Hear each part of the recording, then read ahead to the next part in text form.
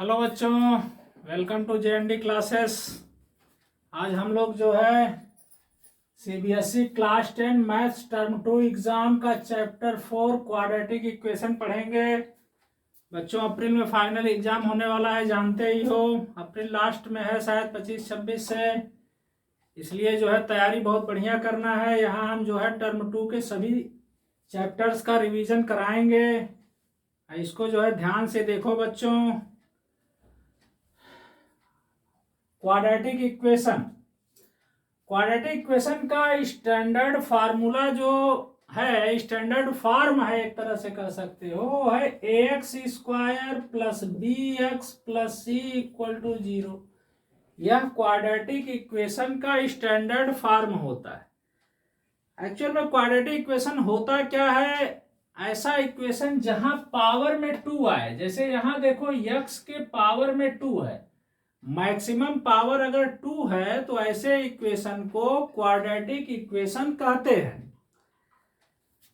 यहां A B C जो है नंबर है। अच्छा, इसमें ए नॉट इक्वल टू हमेशा 0 होना चाहिए। अगर ए इक्वल टू 0 हो जाएगा तो यह क्वाड्रेटिक इक्वेशन होगा ही नहीं। अगर ए का वैल्यू 0 पुट करोगे तो 0x² मतलब 0 हो जाएगा। यहाँ तो bx plus c equal to 0 बचेगा, मतलब यह क्वाड्रेटिक इक्वेशन होगा ही नहीं। तो क्वाड्रेटिक इक्वेशन का जो स्टैंडर्ड फॉर्म होता है ax² plus bx plus c equal to 0 होता है। देखो, जैसे हम लिख दें x² plus 7x plus 12 equal to 0, यह भी एक क्वाड्रेटिक इक्वेशन है। यहां देख रहे हो मैक्सिमम पावर 2 है। यहां हम पूछे a कितना है तो a यहां 1 माना जाएगा। यहाँ x² का कोफिशिएंट 1 है, मतलब a का वैल्यू 1 लिया जाएगा। अगर पावर 2 है वेरिएबल का तो वह क्वाड्रेटिक इक्वेशन है। जैसे हम लिख दें x² इक्वल टू 49, यह भी एक क्वाड्रेटिक इक्वेशन है। यह भी जो है एक क्वाड्रेटिक इक्वेशन है। अगर हम लिख दें x प्लस 4 इक्वल टू 3, तो यह जो है क्वाड्रेटिक इक्वेशन नहीं है, क्योंकि यहां देख रहे हो x का पावर 2 नहीं है। यह एक लीनियर इक्वेशन है। यह जो है एक लीनियर इक्वेशन। ऐसे इक्वेशन को लीनियर इक्वेशन कहते हैं, मतलब इसका ग्राफ खींचने से स्ट्रेट लाइन बनता है। अच्छा, अब हम लोग जो है ये क्वाड्रेटिक इक्वेशन को कैसे सॉल्व करते हैं इसको सीखेंगे, और भी इसमें बहुत सारी चीजें हैं उसको जानेंगे। तो क्वाड्रेटिक इक्वेशन में जान गए पावर 2 होनी चाहिए। अगर मैक्सिमम पावर 2 है तो क्वाड्रेटिक इक्वेशन होगा, और अगर पावर 2 नहीं है, पावर 3 है, पावर 4 है, या x के पावर 1 है, माने जो भी वेरिएबल x y z ये सब वेरिएबल होते हैं, वेरिएबल के पावर 2 नहीं है तो क्वाड्रेटिक इक्वेशन नहीं होता है। क्वाड्रेटिक इक्वेशन का स्टैंडर्ड फॉर्म ये होता है ax² plus bx plus c equal to 0। इस क्वाड्रेटिक इक्वेशन को सॉल्व करने का बच्चों 3 मेथड है। एक है फैक्टराइजेशन मेथड, है। दूसरा जो है वह श्रीधराचार्य मेथड है, या फार्मूला मेथड भी कहते हैं उसको, श्रीधराचार्य मेथड। और बच्चों तीसरा जो मेथड है वह कंप्लीटिंग द स्क्वायर मेथड है।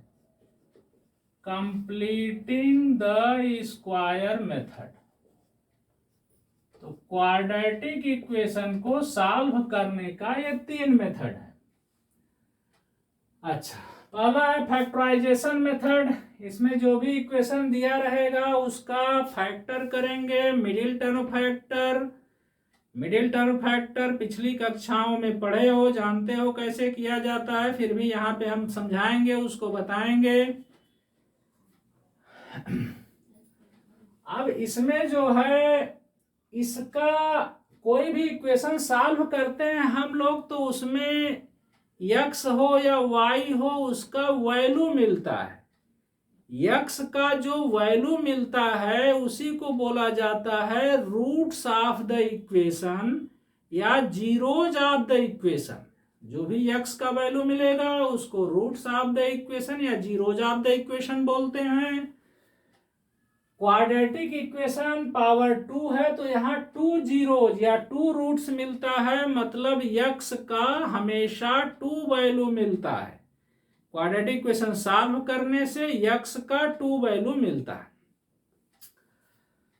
अच्छा, पहला जो है इसका जो मेथड है फैक्टराइजेशन मेथड, जैसे सपोज कर लो यह एक इक्वेशन है x square plus 7x plus 12 equal to 0, इसको हमें सॉल्व करना है।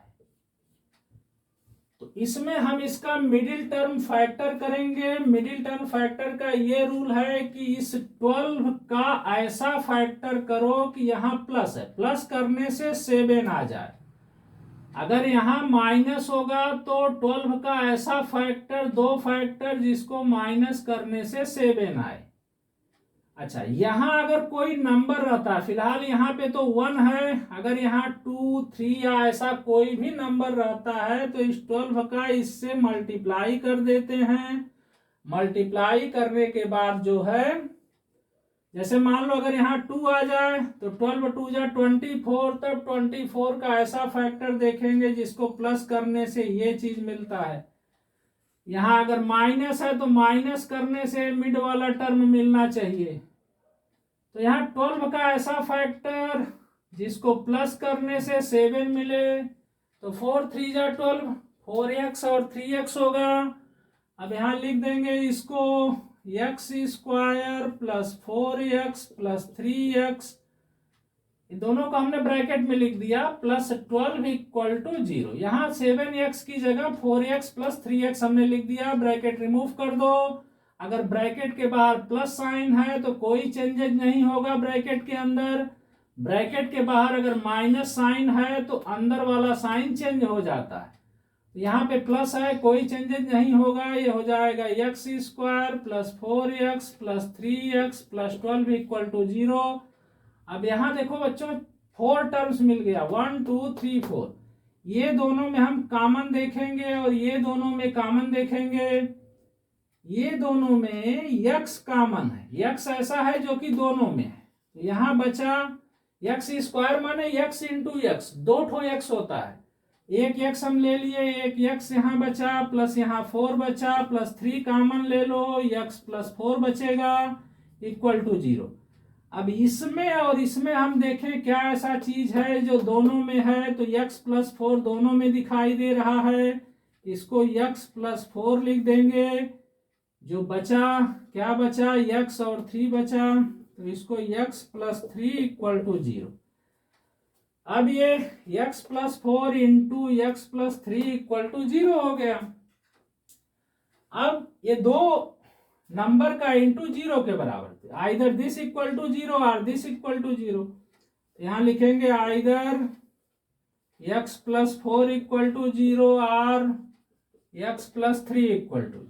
x प्लस 4 इक्वल टू 0, 4 इधर लाए तो x इक्वल टू माइनस 4 मिला, x प्लस 3 इक्वल टू 0 तो x equal to minus 3। x का 2 वैल्यू मिला, माइनस 4 और माइनस 3, हम लिख देंगे x equal to minus 4 comma minus 3। यही जो है इक्वेशन के रूट्स हो गए।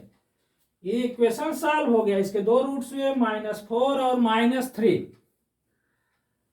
तो ये रहा फैक्टराइजेशन मेथड। फैक्टर करके उसका फैक्टर करेंगे, 2 फैक्टर मिलेगा, दोनों को अलग अलग 0 करोगे, 0 करने के बाद x का वैल्यू मिल जाएगा, फैक्टराइजेशन मेथड। अब इसमें जो है श्रीधराचार्य मेथड, एक मैथमेटिशियन थे श्रीधराचार्य, उन्होंने एक फार्मूला बताया था इसको सॉल्व करने का,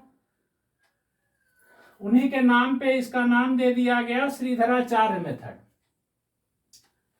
इसमें बच्चों x का वैल्यू हम लोग डायरेक्ट पा सकते हैं। कैसे, देखो x इक्वल टू, इस फार्मूले को नोट करोगे, ये तो लर्न नहीं होगा तुम लोगों को, जिसको नहीं लर्न होगा वो अच्छे से लर्न करेगा। x equal to minus b plus minus root over b square minus 4ac by 2a। इस फार्मूले से x का वैल्यू मिल जाता है। अच्छा, इसमें देखो बच्चों कुछ और चीजें हैं, जैसे ये जो यहाँ रूट के अंदर बी स्क्वायर माइनस 4ac है, ये बहुत इंपॉर्टेंट चीज है। बी स्क्वायर माइनस 4ac, इस बी स्क्वायर माइनस 4ac को डिस्क्रिमिनेंट बोला जाता है। B square minus 4ac is called discriminant. इसको डिस्क्रिमिनेंट बोलते हैं और इसको कैपिटल डी लेटर से डिनोट करते हैं। तो डी इक्वल टू हो गया B square minus 4ac। Discriminant का value B square minus 4ac। अब इस जो भी इक्वेशन हम लोग सॉल्व करते हैं उसके जो रूट्स आते हैं वो रूट्स कैसे आएंगे, माने इरेशनल रूट होंगे या रेशनल रूट होंगे, इक्वल रूट होंगे, कैसे रूट होंगे, वो इसी पे डिपेंड करता है, बी स्क्वायर माइनस 4ac पे। देखो यहाँ पे 3 कंडीशन है, तीनों कंडीशन लर्न करोगे अच्छे से। पहला कंडीशन ये है कि अगर b square minus 4ac greater than 0 आता है। ग्रेटर देन 0 का मतलब कोई भी पॉजिटिव नंबर आता है। पॉजिटिव नंबर माने 1 2 3 4 कुछ भी, या 1/2 1/4 माने प्लस में आता है। तो इस इक्वेशन का जो रूट्स मिलेगा, माने x का जो दोनों वैल्यू मिलेगा वो रियल होगा एंड अनइक्वल, माने दोनों अलग अलग वैल्यू आएगा। जैसे एक वैल्यू 4 आ गया, एक वैल्यू 3 आ गया, एक वैल्यू 1 आ गया, एक वैल्यू 2 आ गया, दोनों वैल्यू अलग अलग आएगा। रियल एंड अनइक्वल, अनइक्वल को डिस्टिंक्ट्स भी बोलते हैं, दोनों अलग अलग वैल्यू आएगा। अगर b square minus 4ac equal to 0 मिलता है, अगर ये इक्वल टू 0 है तो जो दोनों रूट्स मिलते हैं वह रियल होंगे और इक्वल होंगे। रियल एंड इक्वल का मतलब जैसे x का एक वैल्यू 4 मिलता है तो दूसरा भी वैल्यू 4 मिलेगा, दोनों सेम मिलेगा, रियल एंड इक्वल। तीसरा कंडीशन है अगर b square minus 4ac less than 0 है।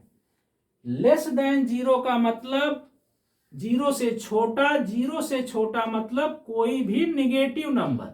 अगर बी स्क्वायर माइनस 4ac निकालते हो वो माइनस में आता है, तो ऐसे इक्वेशन में कहते हैं roots are imaginary, roots are imaginary, या इसको लिखते हैं रूट्स डू नॉट एग्जिस्ट। ऐसे इक्वेशन को सॉल्व नहीं कर पाओगे, रूट्स डू नॉट एग्जिस्ट मतलब रूट्स नहीं मिलेगा। नेक्स्ट क्लासेस में जब 11 वगैरह में जाओगे तो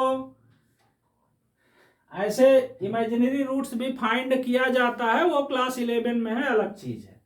फिलहाल क्लास 10 लेवल तक ये जो भी रूट्स मिलेंगे रियल होंगे, इमेजिनरी रूट्स नहीं फाइंड होगा।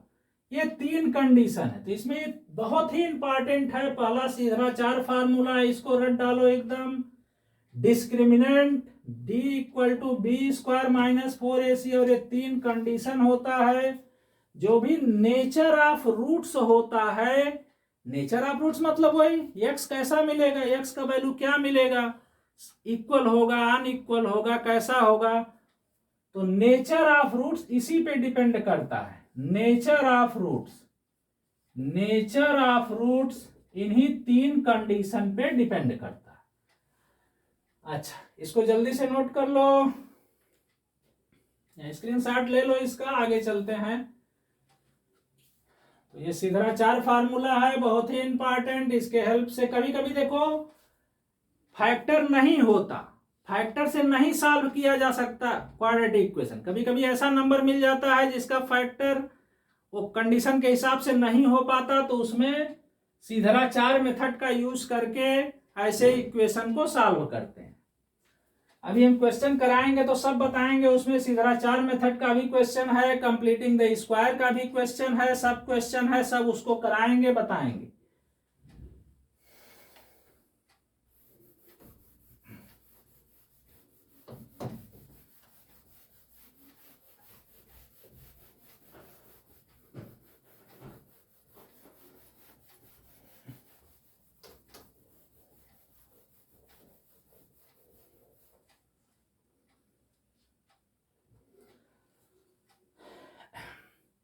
बार फिर से रिपीट कर दे रहे हैं, क्वाड्रेटिक इक्वेशन को सॉल्व करने का 3 मेथड होता है, factorization method, Sridharacharya method, completing the square method. 3 method है। यक्स का जो वैल्यू मिलता है उसको रूट्स ऑफ द इक्वेशन कहते हैं। रूट्स ऑफ इक्वेशन डिस्क्रिमिनेंट पे डिपेंड करता है, डिस्क्रिमिनेंट को डी लेटर से डिनोट करते हैं, D equal to b square minus 4ac होता है। Nature of roots b square minus 4ac पे डिपेंड करता है। If b square minus 4ac greater than 0, roots are real and unequal. If b square minus 4ac equal to 0, roots are real and equal. If b square minus 4ac less than 0, means roots are imaginary, roots do not exist. अब इसमें बच्चों question देखा जाए, उस पर तमाम question है। Siddhacharya method का भी है, कंप्लीटिंग द स्क्वायर का भी है। इसमें बच्चों जो बुक है एनसीईआरटी का एक्सरसाइज जो 4.1 है उसको देखो जरा। एक्सरसाइज 4.1, एक्सरसाइज 4.1, इसमें जो है फर्स्ट क्वेश्चन में ये पूछा है, check whether the following are quadratic equation. इसमें इक्वेशन दिया गया है। फर्स्ट क्वेश्चन में देखो, यह है x plus 1 whole square equal to 2 in bracket x minus 3।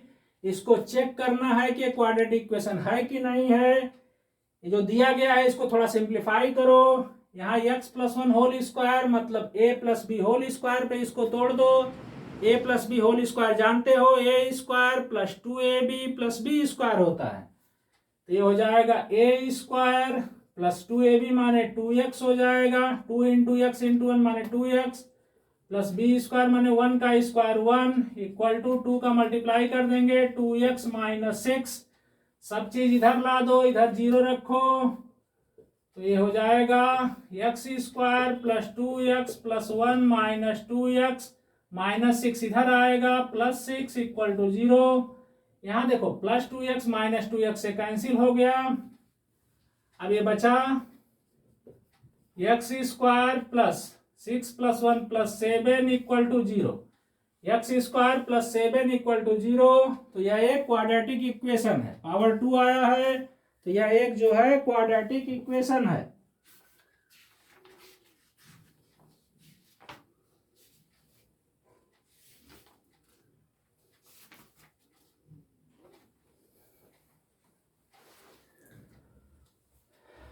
समझ में आ गया होगा सबको। फिर से देख लो, x plus 1 whole square equal to 2x minus 3, इसको a plus b whole square, formula a square plus 2ab plus b square, तो x square plus 2x plus 1, यहाँ 2 से मल्टीप्लाई अंदर करो, 2 का इंटू x में 2x, 2 का इंटू 3 में 2 3 जा 6, सब चीज इधर ला दो, तो x square plus 2x plus 1 plus 2x इधर आएगा minus 2x plus 6 equal to 0, ये कट जाएगा, x square plus 7 equal to 0, x का पावर 2 है, अतः यह क्वाड्रेटिक इक्वेशन है। Yes, the given equation is quadratic equation लिख दो। इसी तरह जो भी दिया है अगर उसको चेक करना है कि क्वाड्रेटिक इक्वेशन है कि नहीं है, तो उसको सिंप्लीफाई करके चेक कर सकते हो। ऐसे इसमें और भी क्वेश्चंस हैं, उसको चेक करना है खाली। जैसे एक और क्वेश्चन इसका लेते हैं। एक क्वेश्चन है, सेकेंड पार्ट है उसी तरह है। थर्ड पार्ट देखो, थर्ड पार्ट ले रहे हैं। थर्ड पार्ट में है x minus 2 x plus 1 equal to x minus 1 x plus 3। अब इसमें बच्चों ये दोनों का मल्टीप्लाई कर दो, इधर भी मल्टीप्लाई कर दो। देखो x का इंटू ये दोनों में होगा, x का इंटू x में होगा तो x स्क्वायर, x का इंटू 1 में होगा तो 1x माने x, माइनस 2 का भी इंटू ये दोनों में होगा माइनस 2x, माइनस 2 का इंटू 1 में माइनस 2 इक्वल टू, इधर भी मल्टीप्लाई कर दो, x स्क्वायर x का इंटू 3 में 3x हुआ, माइनस 1 का इंटू x में माइनस x हुआ, माइनस 1 का इंटू 3 में माइनस 3 हुआ। सब चीज इधर लाके उधर 0 कर दो, x square plus x minus 2x minus 2 minus x square minus 3x plus x plus 3 equal to 0। यहाँ देखो plus x square minus x square से कट गया, एक्स स्क्वायर का टर्म है ही नहीं, बाकी देखना ही नहीं है, लिख देना it is not quadratic equation. और अगर इसको सिंप्लीफाई करना चाहो थोड़ा तो देखो x प्लस एक्स 2x इस माइनस 2x से कट जाएगा, बचेगा क्या, माइनस 3x बचेगा, और 3 माइनस 2 मतलब प्लस 1 बचेगा, 0। एक्स स्क्वायर इसमें नहीं आया है, क्वाड्रेटिक इक्वेशन नहीं है।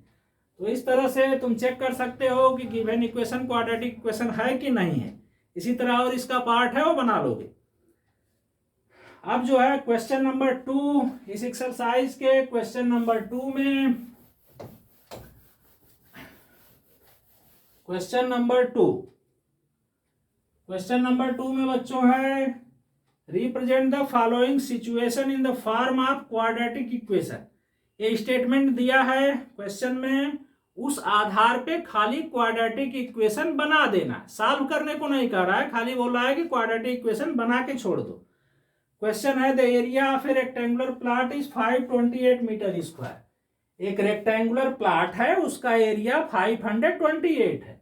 मान लो यह एक रेक्टेंगुलर प्लॉट है, इसका जो एरिया है वो है 528 मीटर स्क्वायर। ये क्वेश्चन में दिया है।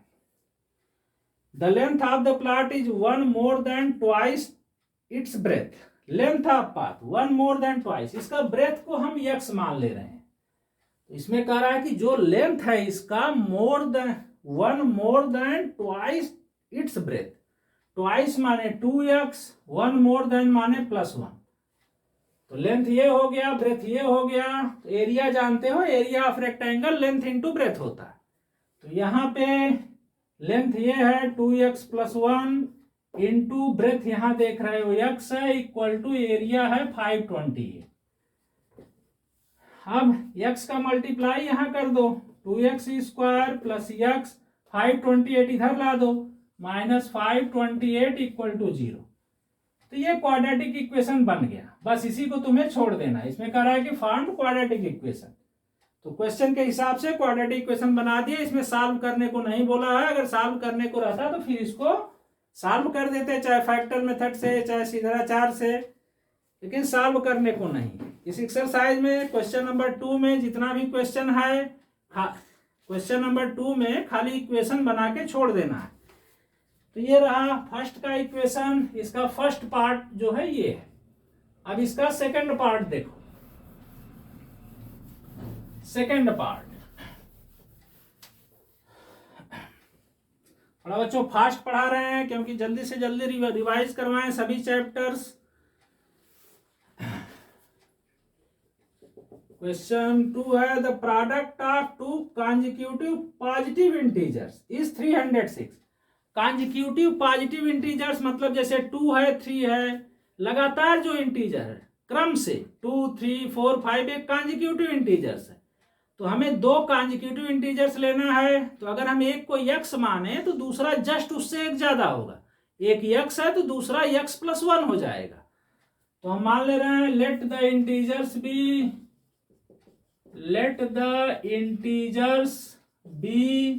x and x plus 1। अब क्वेश्चन में है कि इन दोनों का प्रोडक्ट जो है वो 306 के बराबर है। माने इन दोनों का मल्टीप्लाई अकॉर्डिंग टू क्वेश्चन क्या है, x into x plus 1 equal to 306। अब यहां मल्टीप्लाई कर दो, ये हो जाएगा x स्क्वायर प्लस x, इसको इधर ला दो, माइनस 306 इक्वल टू 0। इक्वेशन बन गया। फिर थर्ड पार्ट में है Rohan's mother age is 26 years older than him.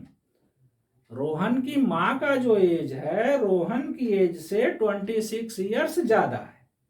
तो मान लो let the Rohan's age be x, let the Rohan's age be x. Rohan का एज x है, मदर का उससे 26 ज्यादा है, तो मदर का एज हो जाएगा x प्लस 26 मदर का जो एज है, मदर्स एज हो जाएगा x प्लस 26। अब इसमें दिया है कि the product of their ages 3 years from now, इन दोनों का प्रोडक्ट, लेकिन 3 years फ्रॉम नाउ, तो 3 साल बाद, अभी रोहन x साल का है, तो 3 साल बाद उसका एज हो जाएगा x प्लस 3। अब अकॉर्डिंग टू क्वेश्चन यहां देखो, उसकी माँ x प्लस 26 की है, तो 3 साल बाद वो x प्लस 29 की हो जाएगी। यहां लिख देंगे x प्लस 29। इन दोनों का इनटू क्वेश्चन में दिया है, किसके बराबर है ये है 360 के बराबर। अब यहां मल्टीप्लाई कर दो, 360 इस साइड ला दो, क्वाड्रेटिक इक्वेशन बन जाएगा। x का मल्टीप्लाई दोनों से, x का इसमें, x का इसमें भी, x का x में करोगे x स्क्वायर, x का 29 में करोगे तो 29x, 3 का x में करोगे तो 3x, 3 का 29 में करोगे तो आ जाएगा 87 इक्वल टू आ जाएगा 360। implies that x square plus 29 और 3 मिलके हो जाएगा 32x प्लस 87 माइनस 360 इधर ला दो, इक्वल टू 0 हो गया। अब ये दोनों माइनस कर दो, x स्क्वायर प्लस 32x, देखो यहाँ प्लस 87 माइनस 360 है, जो आंसर आएगा वो माइनस में आएगा। कितना आएगा, 10 में 7 गया 3 हो गया, यहाँ 5 बचा, तो 15 में से 8 गया 7 हो गया, यहाँ 2 हो गया, 273 इक्वल टू 0। यही आंसर होना चाहिए। तो ये क्वाड्रेटिक इक्वेशन बन गया। इसमें बच्चों लास्ट क्वेश्चन है 2 का 4 नंबर, वो भी देख लो।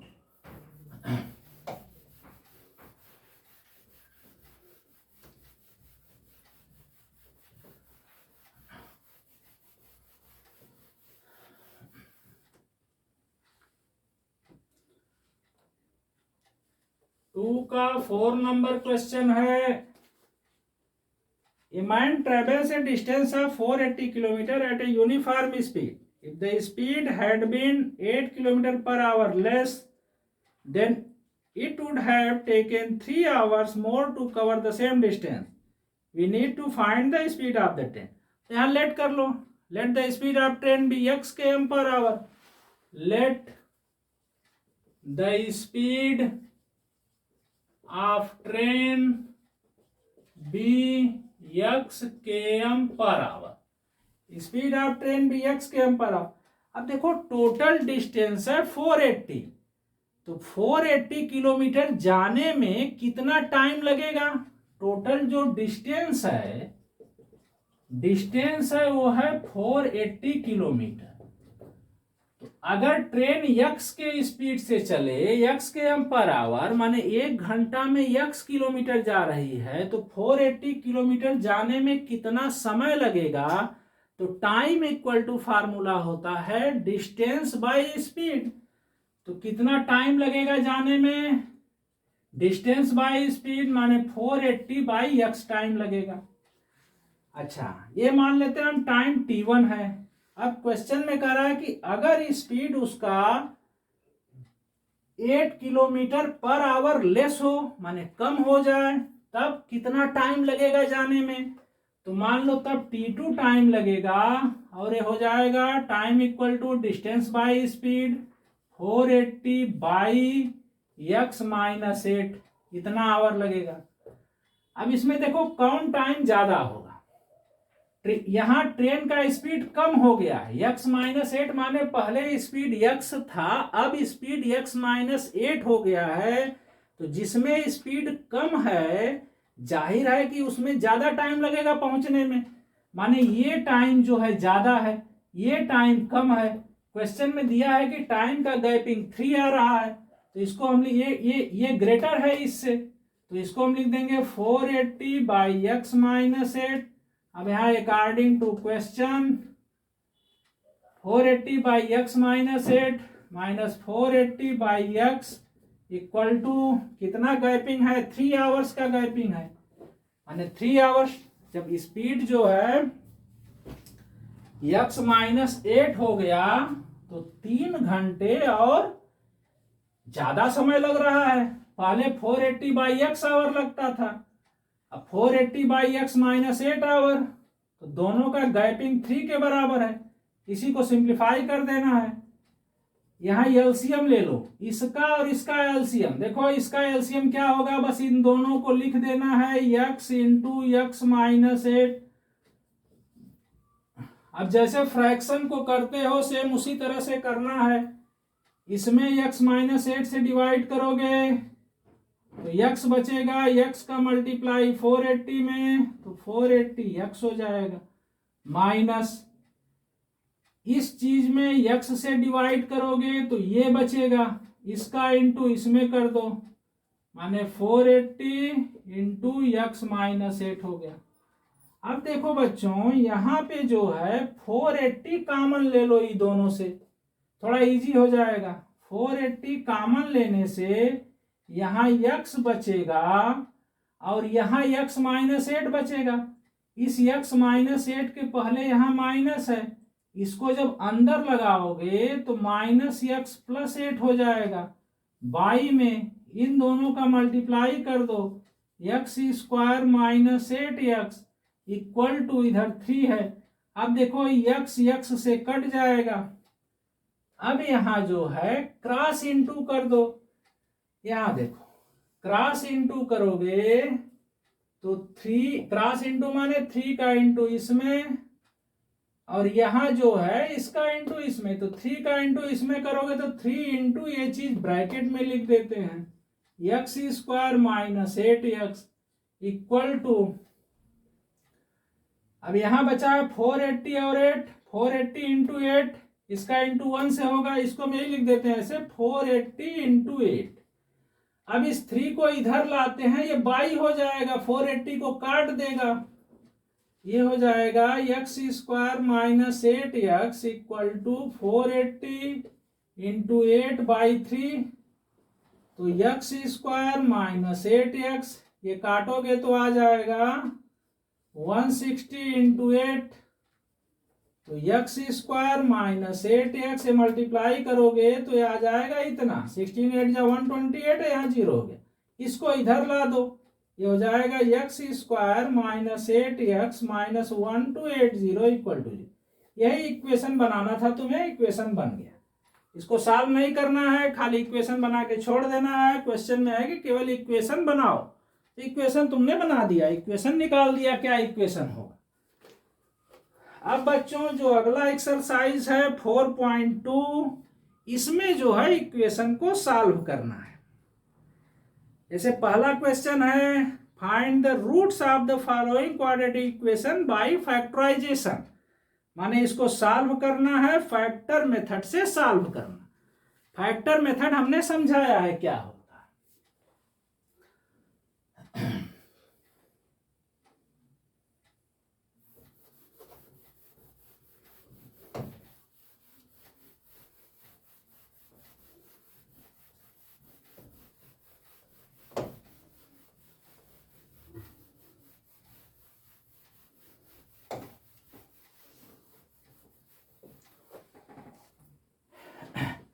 नेक्स्ट एक्सरसाइज बच्चों दूसरे, हाँ बच्चों नेक्स्ट एक्सरसाइज जो 4.2 है इसको दूसरे दिन कराएंगे, इसका दूसरे दिन वीडियो छोड़ेंगे।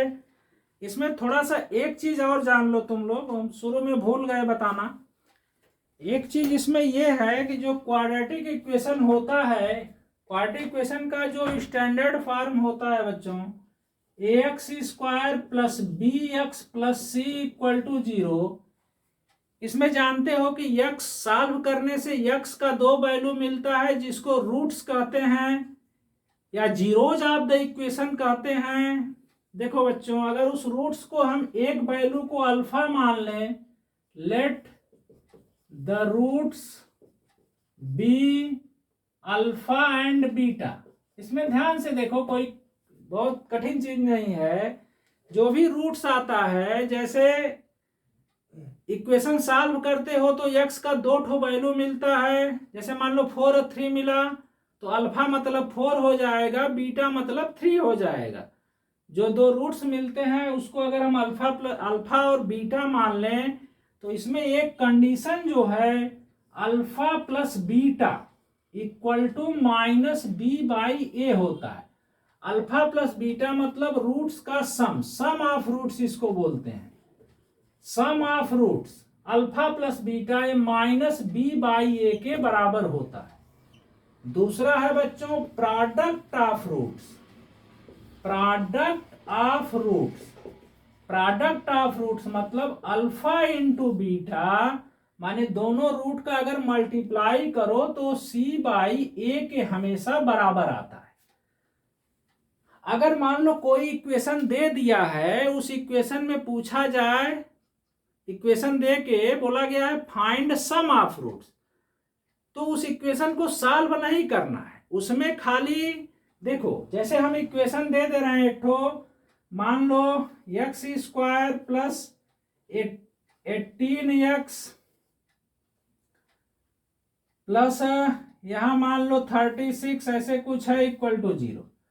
हम कहें इस इक्वेशन का सम ऑफ रूट्स बताओ, तो इक्वेशन सॉल्व करें, सॉल्व करने के बाद फिर जो है उसमें जो है रूट्स का ऐड करें, इतना कुछ नहीं करना है। इसमें अगर हमें जो रूट्स हैं उसका ऐड क्या होगा निकालना है, तो यहां सम ऑफ रूट्स होगा, sum of roots, sum of roots जानते हो minus B by A, minus B माने जो भी एक्स के साथ है वही नंबर बी है, बी बाई ए माने जो एक्स स्क्वायर के साथ जो नंबर है वह ए है। यहाँ एक्स स्क्वायर के साथ कोई नंबर नहीं है तो इसको 1 मानेंगे, तो -18 बाई 1 -18, मतलब इसको सॉल्व करने से जो भी इसका रूट्स मिलेगा दो ठो उसको प्लस करने से हमेशा -18 आएगा। अगर इसी क्वेश्चन में पूछा जाए इक्वेशन देके फाइंड प्रोडक्ट ऑफ रूट्स, मतलब x का जो दो वैल्यू मिलेगा उसका मल्टीप्लिकेशन क्या होगा, तो प्रोडक्ट ऑफ रूट्स जो यहां होगा, प्रोडक्ट ऑफ रूट्स बच्चों वो ये होगा c बाई ए, c माने जो कांस्टेंट टर्म लास्ट में है वही c होता है, तो यहाँ 36 बाई ए माने जो एक्स स्क्वायर के साथ है, तो 36 बाई 1 इक्वल टू 36। तो ये बहुत इंपॉर्टेंट चीज है, इसको एकदम लर्न कर लोगे बच्चों। Sum of roots alpha plus beta minus B by A, product of roots alpha into beta C by A. ठीक है बच्चों, इसका जो नेक्स्ट एक्सरसाइज है इसमें कुल मिला के 4 एक्सरसाइज है, तो 4.1 हमने कंप्लीट करा दिया, क्वाड्रेटिक इक्वेशन के बारे में बता दिया। जो बचा हुआ एक्सरसाइज है और नेक्स्ट क्लास में हम खत्म कराने का प्रयास करेंगे। ठीक है, थैंक यू बच्चों।